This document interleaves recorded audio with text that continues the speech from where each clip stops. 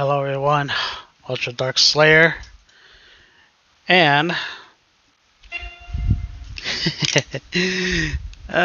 today is a special day, not only today, but also the rest of this week, that a certain special launched on Wednesday, and it just blew my mind, and I'm pretty sure I have seen others like they were blown away. The nostalgia was there, and of course, uh, I did watch Power Rangers once and always when I came home from work on Tuesday night, getting myself ready, get all comfortable on my bed, put on Netflix, and then by like around 12:02, I pressed play, saw the entire mini movie. So this mini special episode was like almost an hour,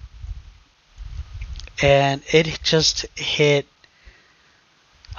so much nostalgia. I felt like my 4, 5 years old self watching Power Rangers, Mighty Morphin Power Rangers, and it was just I'm gonna say it. It's more phenomenal, and and I'm just like I was sitting on my bed, taking it all in. How this happened, how that happened, why is this particular item not working for this person, And it's just it just hit so many feels that how they paid tribute to Toy Train and Jason David Frank towards the end, and especially with Toy Train as Trini, and it's they just did such a wonderful job. Hasbro, the directors, the writers, they did such a wonderful job with this show. I mean, could have we had more Power Rangers in this special? Yes, we could have had the the the original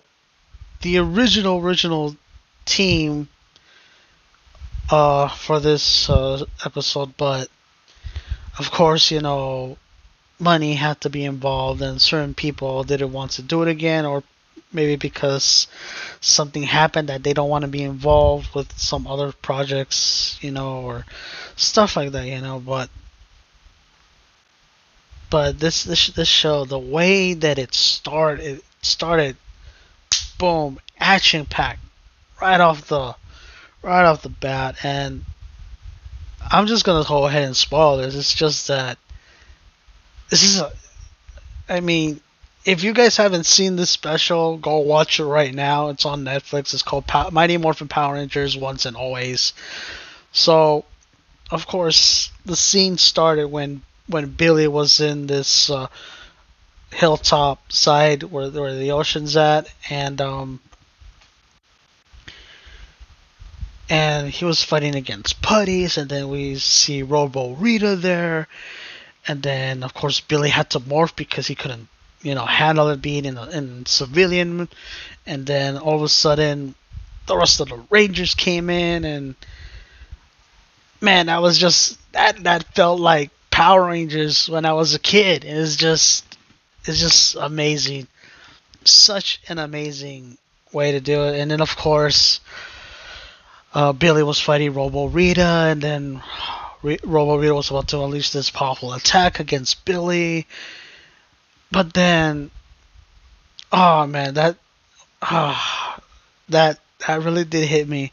Like I said, I'm gonna start spoiling it. So again, if you haven't seen it, go watch it. Trini, Trini has always been there for Billy since I can remember. Trying to protect her best friend Billy. It's always been like that since the very beginning, and the way that she sacrificed herself for Billy is just wow, it's just wow. You just don't see that in live action. You only see things like that in the comic books, because the comic books are more, you know, it's just that. But the way that that Toy Train's character had to go, because the actress hasn't is no longer with us ever since that tragic accident had that the actress passed away in a car crash. But the way they treat her character, it made me even more sad. And then of course, Zack was there, and Billy, and they both took off their helmets, but of course the other three Rangers didn't, because um I mean the characters are there, but I'm talking about the actors, Jason David Frank, Amy Jo Johnson, and Austin Saint, because before all this, JDF was like done with Power Rangers because he was getting tired of covering all his tattoos back then. Then of course, filming with him couldn't be possible because Hasbro and Netflix were already filming the special. So what they end up doing for this special, I'm gonna say this right now, that they use voiceovers.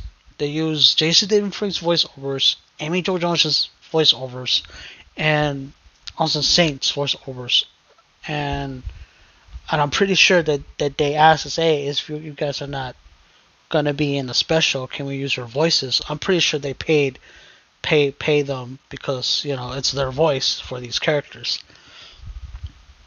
So yeah, and then we see Min, the new character of this special, and then later on, she's living with Zack in that same house, and that she wanted to be a Power Ranger like her mom, and she wanted revenge, and that's not how a Power Ranger should act. To just get revenge, just because. I mean, and then of course throughout the show, Jason, Tommy, and Kimberly got captured by Rita Repulsa, Robo Rita, because Robo Rita recreated the Minotaur and Snizzard, the two iconic monsters from the original show. It's just things were happening, putties were all over the world, and then Alpha had to activate this protocol that every ranger around the world had to be ready. And then of course we got Cat coming back, we got Rocky coming back, and then they're a part of this newer team. They I know Cat has worked with Billy but never with Zack. I know Rocky had worked with Billy but never with Zack, so this is the first time that they're working together, not just with Billy but with Zack too. So that's pretty cool. And then yeah, it's just the way they were working. It's how it's supposed to be, and of course the leader of this team is none other than Billy, because Billy is the smartest, the wisest, and he knows his stuff. And then we get to find out how Robo Rita came to be, because Billy thought that he could bring back Zordon because of the Z wave of what happened in Power Rangers in space. So he thought that he could bring Zordon back into that cryo tube, but something went wrong, and then of course this dark energy of Rita Repulsa came out, and then attached it onto Alpha 8, and then all of a sudden the body changed, and it was Rita Repulsa back as a machine. So that's how that happened.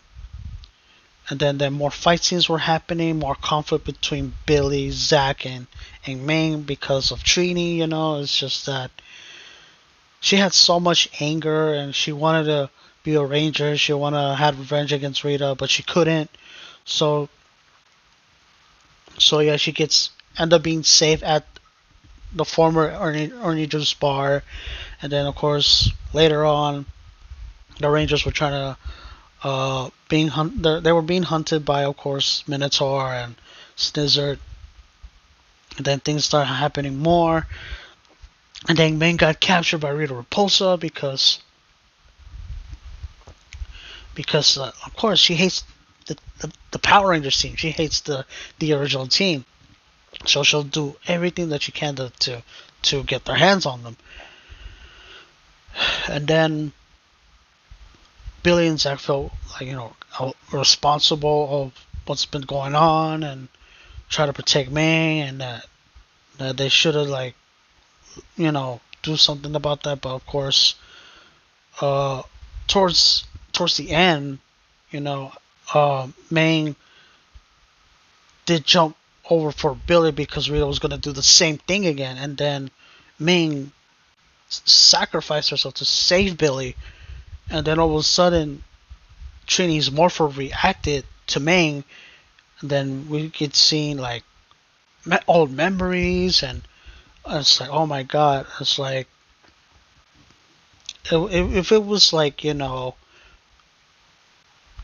that it felt like the Trini was there with her to allowing her to become the new Yellow Ranger, and then that was cool. They did the morphing sequence, and then they had a massive battle outside of the castle, and the Megazord came out. And it's like, oh my god, I was just so amazed. And sure, the CGI was a little cheesy. It reminded me like the '95 movie of the Power Rangers, which I didn't care. I loved it so much. I just didn't care.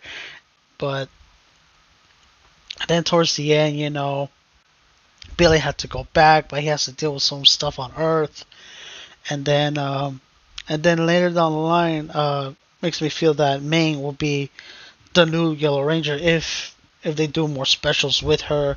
She becomes, okay, of course, the new Yellow Ranger, and probably becomes the first ever Yellow Ranger leader because she has been mentored by Zack and Billy. But then at the end,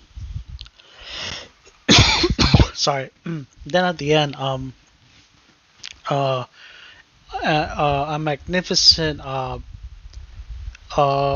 little ending video clip, I should say, of an older episode that Kimberly was singing a song, not just for everybody, but for Tommy, because Tommy lost his powers, and then Zack came in, sang with her, and then it's just like it made me realize that song is that everyone is connected. That's what it means to be, connected with the people around you. That you're never really gone. You're still there, no matter what. And then at the end, the like two pictures of Toy Train and Jason Frank was at the end, and it's just like they really did a good job paying so much tribute to Toy Train, and then of course Jason Frank, and I'm glad to be a Ranger fan. I mean, I mean, uh, of course you guys can see that, and this is a good way to celebrate the 30th anniversary, and and I think Hasbro and Netflix are gonna take care of the franchise once they start rebooting it and make new stories, not worry about the Super Sentai footage. So, how much would I rate this special? Probably like 4 out of 5, to be honest. Because reasons why they could have extended more, added more cameos, but all in all, the story was great.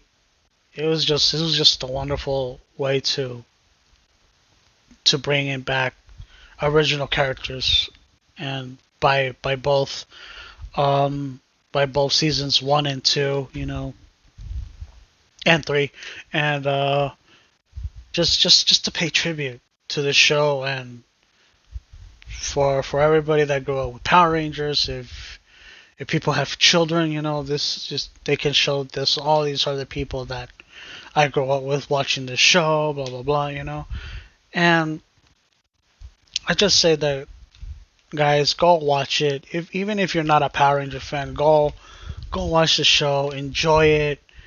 There were jokes, like funny jokes here and there, funny moments here and there, especially with Zack with his hip hop keto. That was such a throwback.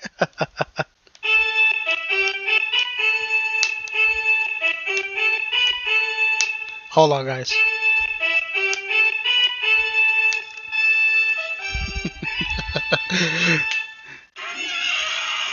Oh man. Well, anyways, guys, this was my review on Power Rangers once and always. Stay tuned, guys. After this video, I will start making some gaming news, and also I will respond towards my other video on Redfall. All right, so I'll be right back.